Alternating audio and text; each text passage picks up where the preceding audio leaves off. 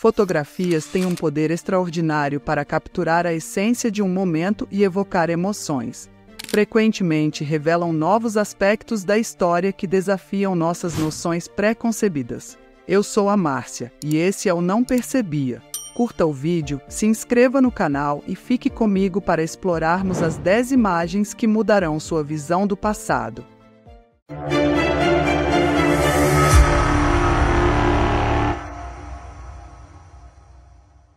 Número 10. Nikola Tesla e o transmissor magnificador. Nikola Tesla é, sem dúvida, um dos cientistas e inventores mais famosos e influentes do último século. Seu trabalho com eletricidade foi fundamental para o desenvolvimento do sistema moderno de fornecimento de eletricidade em corrente alternada. Em 1899, ele construiu um laboratório sob medida em Colorado, especificamente porque era uma localização de alta altitude onde ele poderia avançar em seus estudos sobre eletricidade de alta voltagem e alta frequência, e o potencial da transmissão de energia sem fio. Eventualmente, ele usaria essa instalação por cerca de um ano apenas, antes de ser vendida e depois demolida para ajudar a pagar dívidas pendentes.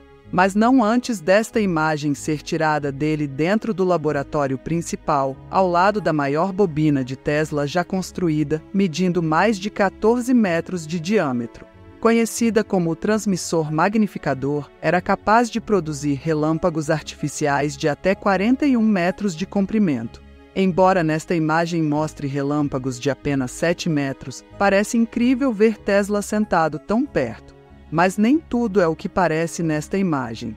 Apesar de ter sido capturada em 1899, acredita-se que seja uma das primeiras imagens fotográficas falsificadas, provando que estar ciente de fotos manipuladas não é apenas um fenômeno recente.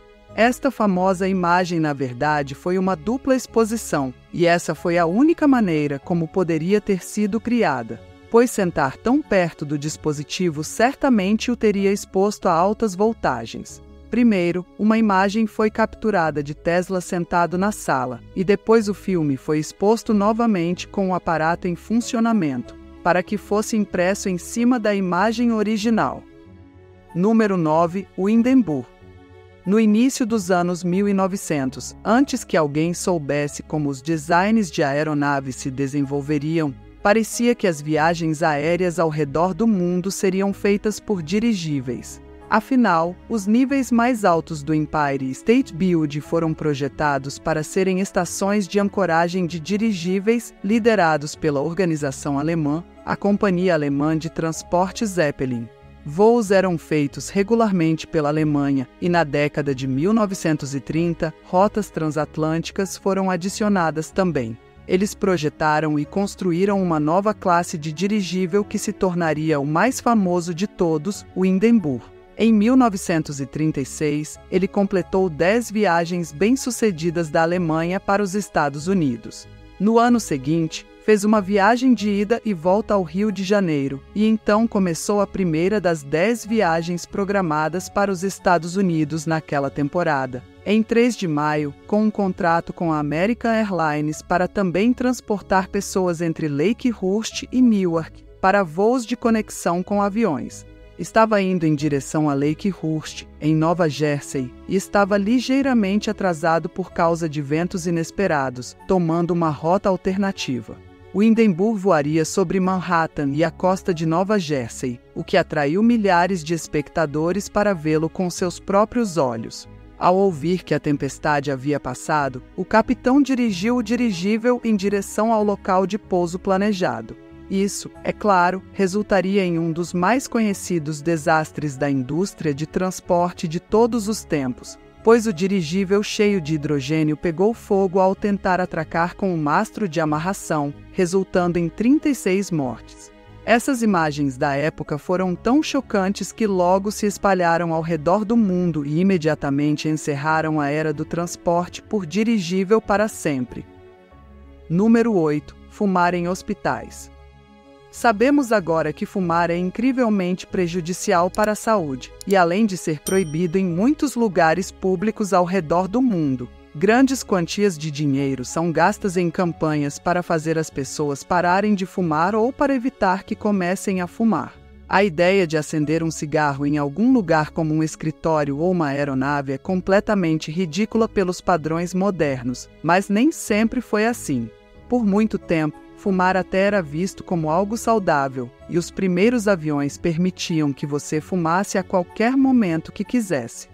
Possivelmente a coisa mais surpreendente, no entanto, é que os pacientes eram autorizados a fumar em hospitais. E você frequentemente via médicos fumando charuto ou cachimbo enquanto te diagnosticavam ou até mesmo na sala de cirurgia. Essas fotos mostram o quão prolífico era o hábito de fumar em hospitais, onde enfermeiras passavam pelos corredores com carrinhos vendendo produtos de higiene, chiclete, produtos de tabaco e até mesmo fósforos. Era comum ver cinzeiros nas mesinhas de cabeceira ao lado de cada cama, e a maioria deles até mesmo tinha o logo do hospital. Felizmente, à medida que as pessoas começaram a perceber o quão prejudicial é a fumaça do tabaco, não apenas para o fumante, mas também para aqueles ao seu redor, os hospitais pararam de vender produtos como esses e proibiram seu uso dentro de suas instalações. Isso nos faz pensar, no entanto, o que mais pode ser comum em lugares como esses hoje em dia, que um dia será visto como ridículo da mesma forma. Talvez os celulares? Número 7. A Estátua da Liberdade original. É um dos monumentos mais famosos do mundo e está erguido orgulhosamente na Ilha da Liberdade, em Nova York, desde 1886.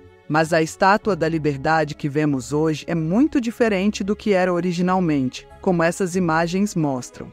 A ideia para a estátua foi sugerida pela primeira vez em 1865 por um historiador francês, que viu a importância de celebrar o centenário da independência dos Estados Unidos em 1876, mas adiada pela Guerra Franco-Prussiana. O trabalho só começou em 1875. O acordo era que a estátua em si seria financiada e construída pela França e que o terreno e o pedestal seriam fornecidos pelos Estados Unidos. Pouco tempo depois, a cabeça e a tocha já estavam concluídas e foram exibidas em exposições internacionais. A estátua completa chegou eventualmente a Nova York em 1885, mas devido a problemas de financiamento, o pedestal não estava pronto até o ano seguinte, e foi então que a estátua de 46 metros de altura foi finalizada, feita de uma pele de cobre em torno de um esqueleto de ferro. As primeiras imagens mostravam que a estátua era originalmente de cor avermelhada, e a cor verde que ela tem hoje é algo realmente único para Nova York. O cobre sempre estava previsto para oxidar, e quando isso aconteceu, sua cor passou por várias etapas. No início, ficou avermelhado por causa da formação de um mineral chamado cuprita, e depois ficou mais escuro por causa da presença de tenorita, e então, por causa do enxofre na atmosfera proveniente de emissões de barcos, carros e fábricas, ácido sulfúrico começou a se desenvolver, o que produziu compostos verdes com a adição de cloreto da névoa do mar ao redor da Ilha da Liberdade, tornando-o ainda mais verde. Isso significa que se tivesse sido instalado virtualmente em qualquer outro lugar do mundo, não teria sido exposto à mesma composição química única e teria parecido muito diferente. Número 6. O primeiro relatório de mudança climática. Embora ainda possa haver algumas pessoas que contestem a causa real, agora é praticamente conclusivo que, devido à atividade humana, o clima de nosso planeta está mudando. As temperaturas globais parecem estar aumentando e isso já está resultando em padrões climáticos incomuns em todo o globo. E se as previsões estiverem corretas, a mudança climática poderá ser a maior ameaça única enfrentada pela vida como a conhecemos nas próximas décadas. A causa disso é a maneira como, desde a Revolução Industrial, temos queimado combustíveis fósseis e, como resultado, liberado mais carbono na atmosfera em quantidades tão grandes que ela não consegue lidar com isso. A narrativa em torno disso, no entanto, é que foi apenas recentemente que a ligação entre liberação de carbono e mudança climática foi estabelecida, e por muitas décadas as pessoas não tinham ideia do dano que estavam causando. Esta imagem de 1912, no entanto, mostra que isso não é totalmente verdade. É de um artigo que foi impresso em várias publicações em Nova Zelândia, na Austrália, e um número de 1911 da Popular Mechanics, nos Estados Unidos, intitulado Consumo de Carvão afetando a mudança climática. Ele detalha como, naquele ano, 2 bilhões de toneladas de carvão estavam sendo queimadas, o que liberava 7 bilhões de toneladas de dióxido de carbono na atmosfera, concluindo que isso leva a um aquecimento do planeta que será considerável dentro de alguns séculos. É uma prova de que a ciência na época já estava ciente do dano que estava sendo causado. Artigos similares também eram ocasionalmente publicados nas décadas seguintes. Mas havia tão pouco interesse em um problema que era visto como estando tão distante no futuro que não havia a preocupação que existe hoje. Se esses avisos tivessem sido ouvidos por gerações anteriores, o desastre que potencialmente enfrentamos poderia ter sido evitado. Mas principalmente por incentivos financeiros, artigos como este foram ignorados e o problema se tornou uma realidade mais cedo do que se esperava, graças a um aumento maciço no carvão e outros combustíveis que são queimados anualmente. Número 5. Afeganistão nos anos 1950. Graças a imagens e vídeos que foram transmitidos ao redor do mundo ao longo dos últimos 20 anos, há uma visão do Afeganistão que o vê como uma nação que tem um longo caminho a percorrer em termos de modernização e alinhamento, com a qualidade de vida vista em outros países ao redor do mundo. O que pode surpreender, porém, é que ele já esteve muito no caminho para uma sociedade mais liberal, ao mesmo tempo em que era respeitoso com as facções mais conservadoras da sociedade. Apesar de passar por séculos de conflitos, os anos 1950 e 60 no Afeganistão foram décadas de riqueza e ocidentalização. Globalmente, a Guerra Fria estava se estabelecendo e o Afeganistão neutro encontrou-se no centro das atenções, cortejado tanto pelos Estados Unidos quanto pela União Soviética. Os líderes receberam ajuda financeira dos Estados Unidos e máquinas e armas da URSS, resultando na construção de edifícios modernos em todo o país, especialmente em Cabul. Ao lado das tradicionais cabanas de barro, as burcas se tornaram opcionais, sendo o direito de cada pessoa escolher como queria se vestir. Essa série de imagens mostra como era a vida naquela época e até mostra a comitiva quando o presidente Eisenhower visitou o país para se encontrar com o rei Muhammad Zahir Shah para discutir o aumento da ajuda. A ideia de um presidente americano fazer uma turnê tão pública no Afeganistão é, claro, completamente impossível agora e mostra o quanto o país mudou. Uma série de golpes, invasões e guerras civis começaram nos anos 70, o que mudou completamente a face do país e, infelizmente, levou a uma regressão dos direitos e oportunidades que os cidadãos afegãos comuns têm hoje. Número 4. Os primeiros lançamentos de foguetes. Agora, foguetes são enviados ao espaço virtualmente todos os dias, tanto que agora é visto como algo comum. Mas não faz muito tempo que cada lançamento era uma ocasião verdadeiramente especial. Historicamente, provavelmente nenhum foi tão importante quanto o mostrado nesta imagem, que foi tirada em julho de 1950, e mostra o primeiro lançamento do Cabo Canaveral. Foi um foguete RTV-OG-4 Bumper, um foguete de sondagem que havia sido construído pela Agência de Mísseis Balísticos do Exército, e era composto pelo primeiro estágio de um foguete V-2 alemão, que havia sido projetado pelos nazistas e era o primeiro míssil balístico guiado de longo alcance, juntamente com o WAC Corporal, projetado pelos americanos, que era a primeira aeronave capaz de atingir velocidades 5 vezes superiores à velocidade do som. O programa Bumper foi uma das primeiras etapas do desenvolvimento da exploração espacial dos Estados Unidos e viu o lançamento de 8 desses foguetes no total, sendo os 6 primeiros lançados a partir do campo de testes de mísseis de White Sands, no Novo México, e os 2 últimos do Cabo Canaveral. Este novo local de lançamento foi escolhido porque está o mais próximo possível do Equador no continente dos Estados Unidos, o que permite que os lançamentos aproveitem melhor a rotação da Terra, ao mesmo tempo em que tem um oceano na direção do lançamento, o que significa que há muitas poucas pessoas em risco se algo der errado. Isso significava que, enquanto o foguete Bumper tinha sido testado quanto à funcionalidade em White Sands, ele poderia ser levado ao máximo em Cabo Canaveral. O lançamento nesta imagem mostra o 7º teste do Bumper, chamado Bumper 8, que não foi apenas o primeiro deste local, mas também aquele que estabeleceu um recorde de altitude para a época, quase 400 quilômetros mais alto do que a órbita da Estação Espacial Internacional. Isso foi, inegavelmente, um momento transformador para a corrida espacial, e os instrumentos científicos a bordo foram usados para aprender muito mais sobre as condições em órbita, ajudando a projetar as próximas espaçonaves que eventualmente levariam humanos à órbita e à Lua. Na terceira posição, os voos de demonstração de Wilbur Wright.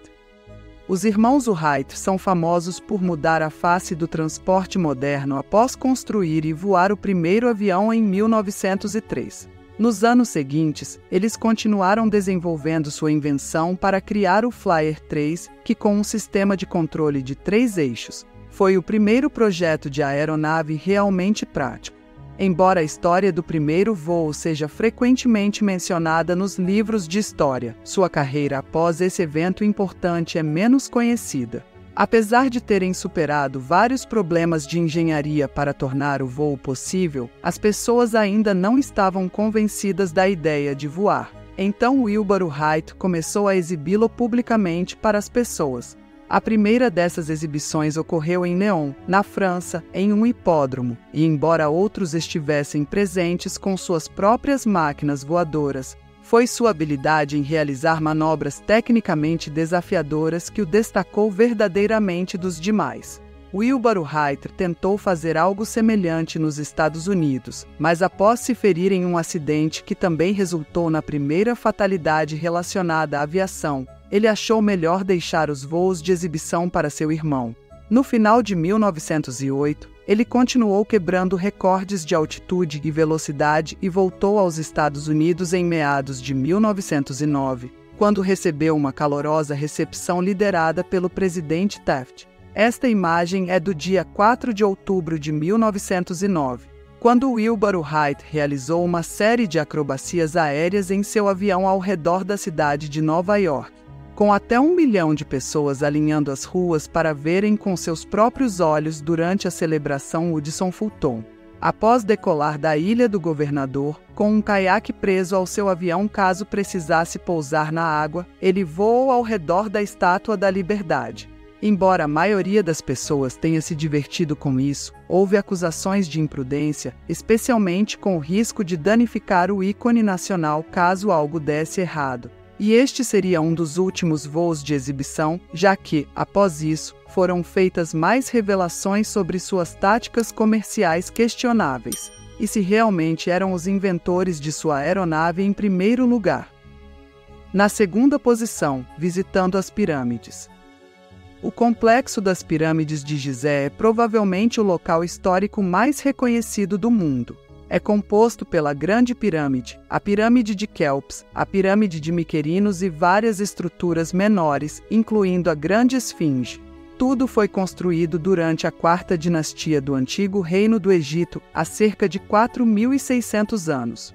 São sítios antigos incrivelmente importantes, onde artefatos e informações foram encontrados e revelaram muito sobre o Antigo Egito.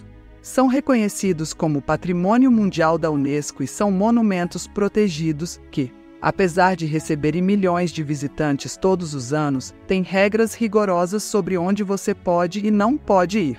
Isso, no entanto, nem sempre foi o caso, e é apenas em tempos relativamente recentes que restrições em lugares como este foram colocadas para sua preservação a longo prazo. No século XIX, as coisas eram muito diferentes, e essas imagens mostram como eram as excursões turísticas às pirâmides naquela época. Os visitantes podem ser vistos escalando os lados das pirâmides e, até recentemente, em 1938, sentados no topo da Grande Pirâmide, tendo um piquenique. Tentar fazer isso agora, é claro, rapidamente o levaria à prisão, e por um motivo muito bom. Descobriu-se que, devido à sua idade, as pedras das pirâmides são facilmente danificadas ao serem escaladas, e o aumento do número de pessoas fazendo isso estava causando uma rápida deterioração nelas. As pessoas nessas imagens foram, portanto, algumas das últimas a escalar esses antigos monumentos de uma maneira tão descuidada, e nunca mais ninguém será tratado com uma vista tão espetacular. Na primeira posição, derrubando a estátua de Saddam Hussein.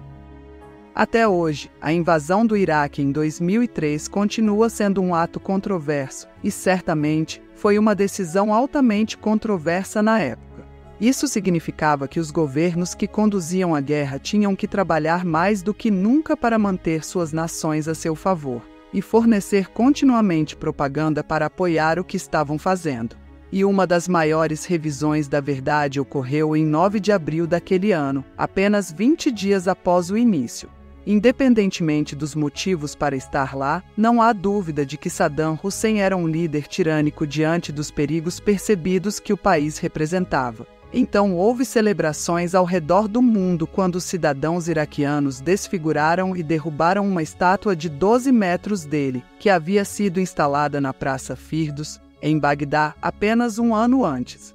O problema, porém, é que não foi exatamente o ato espontâneo de uma multidão local que o mundo foi levado a acreditar, e em vez disso, essas imagens mostram que foram principalmente os fuzileiros navais dos Estados Unidos os responsáveis, tendo prendido um cabo nele a partir de um veículo de recuperação blindado M88. Em uma operação que foi descrita como uma das mais encenadas desde a Segunda Guerra Mundial.